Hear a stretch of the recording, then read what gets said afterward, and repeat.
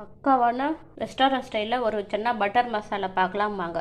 அதுக்கு 2 onion cut பண்ணி வச்சுருக்கேன், ஹோல் பைசஸ் எடுத்துருக்கேன், பட்டர், 2 தக்காளி அரைச்சி வச்சுருக்கேன், பெருஞ்சீரகம், வெள்ளை கொண்டக்கடலை வேக வச்சு எடுத்து வச்சுருக்கேன், சன்னா மசாலா, இஞ்சி பூண்டு பேஸ்ட்டு. வாங்க எப்படி செய்யலான்னு பார்க்கலாம். பேனில் ஆயில் விட்டு பிரியாணி ஸ்பைசஸ் சேர்த்துக்கலாம். கட் பண்ணி வச்சு வெங்காயம் சேர்த்துக்கலாம். வெங்காயத்தை நல்லா வதக்கிக்கலாம். இது கூட கொஞ்சம் சோம்பு சேர்த்துக்கலாம். சோம்பு கொஞ்சம் நல்லா பொரியட்டும்.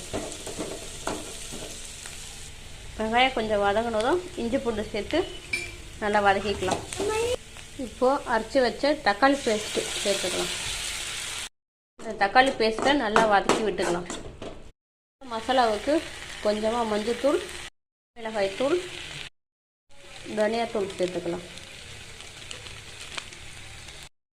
நல்லா வதங்கிடுச்சு. இப்போ கொஞ்சமாக தண்ணி சேர்த்துக்கலாம். உப்பு சேர்த்து ஒரு 10 நிமிஷம் நல்லா கொதிக்க வச்சுக்கலாம். நல்லா கொதிச்சிடுச்சு. நான் வேக வச்ச சன்னால பாதி எடுத்து மிக்சியில் அரைச்சி எடுத்துருக்கேன். இந்த அளவுக்கு நல்லா அரைச்சி எடுத்துக்கோங்க. அதையும் இது கூட சேர்த்துக்கலாம். மீதி இருக்கிற சன்னாவையும் இது கூட சேர்த்துக்கலாம். 3 நிமிஷம் நல்லா கொதிக்க வச்சுக்கலாம். நல்லா கொதிச்சிருச்சு. இது கூட ஒரு ஸ்பூன் சன்னா மசாலா சேர்த்துக்கலாம். ஒரு கலருக்கு நல்லா கிளறி விட்டுக்கலாம். சன்னா மசாலா கிட்டத்தட்ட ரெடி ஆகிடுச்சு.